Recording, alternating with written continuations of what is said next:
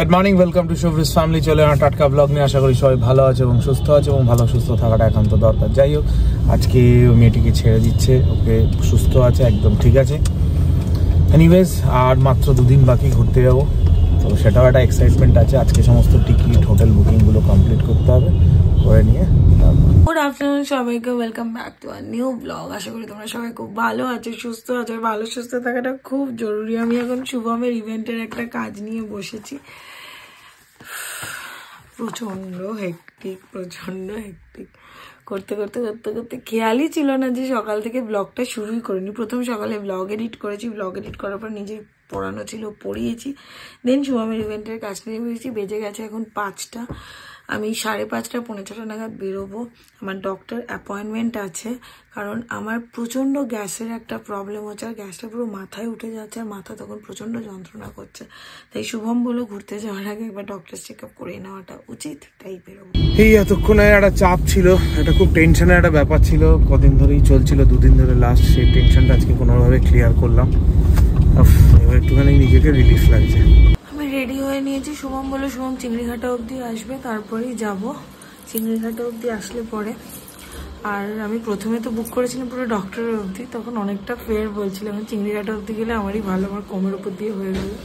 তো যাই, তারপরে জানি না আজকে ভিডিওটা কতটা বড় হবে, ছোট হলেও কালকে পোস্ট হবে, কারণ সকাল থেকে অনেকটা ব্যস্ততা ছিল, তাই আমি ভিডিওটা করতে পারিনি। ভিডিওটা ছোট হওয়ার জন্য আমিই দায়ী। রিমা দাঁড়িয়ে আছে সামনেই, এখন আমি আরো বেরিয়েছি আপাতত একটা কাজের জন্য। এখানে গাড়ি দাঁড়াতেই দিচ্ছে না, তো এগিয়ে এসে দাঁড়িয়ে আছে, বললো দেখা যাক কোথায় আছে, এখন খুঁজছি ওকে। পাওয়া গেছে ম্যাডামকে। হ্যাঁ, আমি টিলার উপর দাঁড়িয়েছিলাম, পাওয়া যাচ্ছিল না এতক্ষণ চিংড়িঘাটা চত্বরে। ম্যাডাম চলে এসেছেন, যাচ্ছি ডক্টরের কাছে নিয়ে। গ্যাসের সমস্যা, গ্যাস্ট্রিক প্রবলেম। আসলে কি করবো, গ্যাস্ট্রিক হয়নি, কি বলিস তুই, গ্যাসের প্রবলেম। তোমার ডক্টর দেখানো কমপ্লিট। ডক্টর আমাকে বললো শীতকালে তো খাওয়া দাওয়াটা একটু অনেক রকমের হয়, আর সেই তুলনায় আমাদের জল খাওয়া হয় না, স্নান হয় না, এগুলো সবাই জানে। বাট আমি ভয় পাচ্ছিলাম, আমার মাথায় বারবার গ্যাসটা উঠে যাচ্ছে, গোটা মাথা ব্যথা করছে, আর ফট করে মাঝখানে ঘুমটা ভেঙে গেলেও মাথার এই পাশটা দিয়ে ব্যথা হচ্ছে। আমি মাইগ্রেন, সাইনাস, আরও গুরুতর কিছু ভাবছিলাম। বললো ওরকম কোনো কিছু না, এটা গ্যাস থেকেই হচ্ছে, প্রচণ্ড পরিমাণে জল খেতে হবে। একটা জল উনি মেপে দিয়ে সারাদিনে অতটা জল খেতেই হবে বলে, নইলে কিন্তু গ্যাস ফর্ম যখন করছে শরীরে, এটা ভালো জিনিস না। বিকজ অফ ইউর লাইফস্টাইল, এর জন্য আর কি তোমার এরকম গ্যাসের সমস্যাটা হচ্ছে। সত্যি কথা, এতদিন প্রচুর রাত হয়েছে, সেই কারণের জন্যই এই সমস্যাগুলো আরও বেশি করে গ্রো করছে। ঠিক আছে, কি করব, এরকমই লাইফ, তো সেটার সাথেও অ্যাডজাস্ট করতে হবে। শুভমের যেমন সেটা অভ্যেস হয়ে গেছে, স্যার আমাকে বললো 8টার মধ্যে খেয়ে নেবে, খেয়ে নিয়ে তারপর ওয়েট করো, তবে এই গ্যাসের সমস্যাটা তোমার হবে না। আমি তো বাড়িতে এসে ফ্রেশ হলাম, খুব শরীরটা খারাপও লাগছিল। যাই হোক, আপাতত তো আমি বেরোবো এখন। মা বললো বাড়িতে কি কি হয়েছে রান্নাঘরে একবার দেখ। কদিন ধরেই ম্যাডাম বলছিল পৌষ মাস ব্যাপারটা। আমি বলবো কেন, দুনিয়া বলছে পৌষ মাস পড়েছে। যাই হোক, এই হচ্ছে সেই, এটা চুষির পায়েস। এই চুষিগুলো কিন্তু কেনা, আর এইগুলো হচ্ছে পাটিসাপটা। আপাতত এটা শুরুয়াত এবছরের। আমি জেনারেলি পিঠে খেতে একদম পছন্দ করি না, পিঠে পায়েস এগুলো আমার ভালো লাগে না, বাট শুভম খেতে পছন্দ করার জন্য আমি এই বছর ট্রাইটা করবো, যাতে শুভম সারা জীবন পিঠে খেতে পারে। অনেকগুলো জিনিস ঘটলোর মাঝখানে, মনটা পুরোটা খারাপ বলবো না, একটু খারাপ একটু ভালো। কালকে রাত্রিবেলা শুভম যাওয়ার টিকিটটা কেটেছিল, আজকে সকালবেলা বেচারা আসার টিকিটটা কাটলো। ইন দ্য মিন টাইম আমি জানতামই না যে শুভমকে অভ্রকে তোমরা ব্লগে দেখেছো, আমরা যখন হাবড়া গেছিলাম তখন অভ্রকে দেখেছো, আর তাছাড়া আমি রাখি পড়েছিলাম তখন অভ্রকে দেখেছো, মাঝে মাঝে শুভমের সাথে অভ্রকে দেখো। আমি অভ্রদের বাড়িতে গণেশ পুজোতে সারাদিন ছিলাম, তখন দেখেছো। তো অভ্র আমাকে কল করে বললো, রিমাদি আমি অনেক দিন আগে শুভমদাকে বলেছিলাম 7 তারিখ আমি তারাপীঠ যাবো, ভান্ডারা দেবো। ওটা শুনে তখন আমি একটুখানি দোনমনে হয়েছিলাম যে এমনি তো ভগবানের স্থানে এমনি যাওয়া যায় না। সেদিন দক্ষিণেশ্বরও গেলাম, ওরমভাবে ফিরে এলাম, তো আবার মুখ ঘুরিয়ে নর্থ বেঙ্গল যাবো। আমি শুভমকে বললাম টিকিটটা ক্যান্সেল কর। তো শুভম প্রথম একটুখানি দোনমনে ছিল, লাস্টে সত্যি কথা ক্যান্সেল করলে তো টাকাটা কাটে, এটা তো একটা খারাপ লাগে। আর এইসব ফ্লাইটগুলোতে তো একটা হিউজ অ্যামাউন্ট অফ মানে থাকে না, 3000 এরকমের, 3000, 3500, 4000 এরকমের থাকে টিকিটগুলো। তো সেখানেই প্রবলেমটা। তাছাড়া আমার বন্দে ভারতে যাওয়া আসার ইচ্ছে ছিল, সেটা ফ্লাইটে যেতে আসতে হচ্ছিলো। তো যাই হোক, এগুলো যা কিছু হচ্ছিলো হওয়ার পর ফাইনালি টিকিটটা আমি শুভমকে দিয়ে ক্যান্সেল করাতে পেরেছি।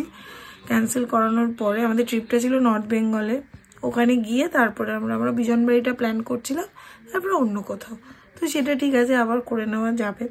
এখানে ওরা মানে বিশেষ করে অগ্র এতবার করে বলেছিল, তাই জন্য ভাবলাম চলো তারাপীঠই যাই। বাট আমরা শুধু তারাপীঠ যাবো না, আমরা বোলপুর হয়ে তারাপীঠ যাওয়ার ইচ্ছা আছে। বোলপুরে থাকবো না, বোলপুরটা হবে, কারণ আমি সোনাঝুরির হাটটা কোনো দিনই দেখিনি, তো সেখানে যাব। মানে প্রথমবার বলবো না, তার আগে আমি পৌষ মেলায় অনেকবার গেছি, তারপরে হলো ওই হোলির টাইমে অনেকবার গেছি। তো তার থেকে আমি বললাম যে না, ওটা করে তারপর তারাপীঠে ঢুকবো। মম বললো ঠিক আছে, ওই তারাপীঠটাও রবিবার গিয়ে মঙ্গলবার ফেরত আসবো। ঠিক আছে, মা টেনেছে, চলো যাই। জয় মা তারা, সব কিছুই হয় ভালোর জন্য, নিশ্চয়ই আবার নর্থ বেঙ্গল ট্রিপও হবে। এখন এই শুভমের আগের ল্যাপটপটা খুলে বসেছি, ওটা রয়েছে। এটাতে এক্সেল শিট বানিয়ে আজকে যে ইনভিটেশনের লিস্টটা নিয়ে কাজ করছিলাম, সেটা নিয়ে কাজগুলো করব, তারপরে বাদ বাকি কিছু। সিরিয়াসলি আমি পড়াই বা যাই করি, আমার আরও একটু ইনভলভমেন্টের প্রয়োজন ছিল। আমি শুভমকে বারবার বলছিলাম, শুভম বারবার বলছিল ইভেন্টে জয়েন করতে। ইভেন্টের জিনিসগুলো আমার মাথার উপর দিয়ে যায়, আমি তো একটা প্রপসেরও নাম জানি না, আমি কি করে করব। ও বলেছিল তুই পিয়ার সেকশনটা দেখ, তো সেটাই স্টার্ট করেছি।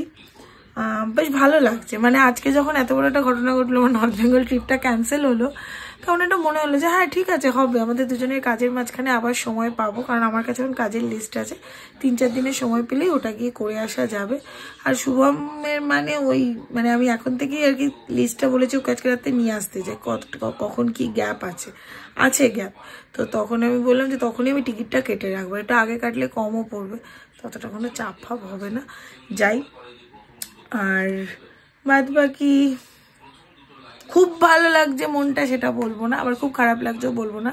হয়তো অনেক দিনের জন্য হতো, দুজনের যাওয়া হতো, সেখানে দুজনে তারাপীঠ যাওয়া হবে, বাট ওখানে অনেক বড় গ্রুপ যাচ্ছে, তো মজা হবে, এটাও মজা হবে। সব কিছুই একটা কিছুর জন্য হয়, একটা ভালোর জন্য হয়। দেখি এটাতে কি ভালো আছে। রাত 2টো, তাও আমার পুরো এক্সেল শিট শেষ হয়নি, আর পাচ্ছি না।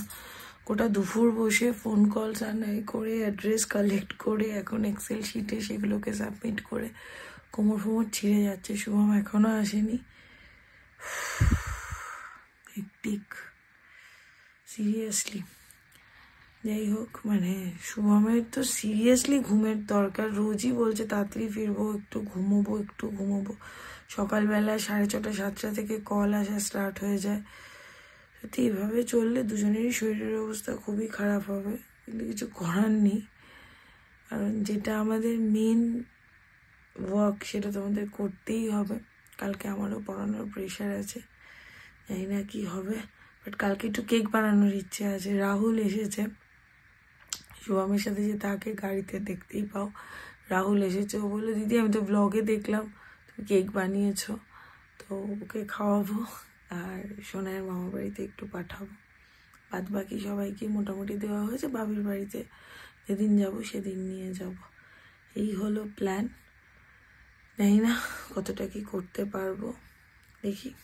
কালকে সকালের মধ্যে এটা কমপ্লিট করতে হবে, আর আমাকে ক্রোমাতে যেতে হবে, কারণ আমার ফোন আবার বেগর বাইক হচ্ছে। সবার প্রথমে ব্লগ এডিট করতে হবে, তারপর বাদ বাকিদের ফোন করে অ্যাড্রেস নিতে হবে, তারপর এক্সেল শিট বানাতে হবে, তারপর সেগুলো প্রিন্টিংয়ের ওখানে পাঠাতে হবে, তারপর স্টিকার হয়ে আসবে, কার্ডে সাবমিট করতে হবে। পুরোটাই আমি বলে দিচ্ছি, এগুলো করে ঠোরে দেন কার্ডগুলো ডিসপ্যাচ হবে, দেন আমার শান্তি।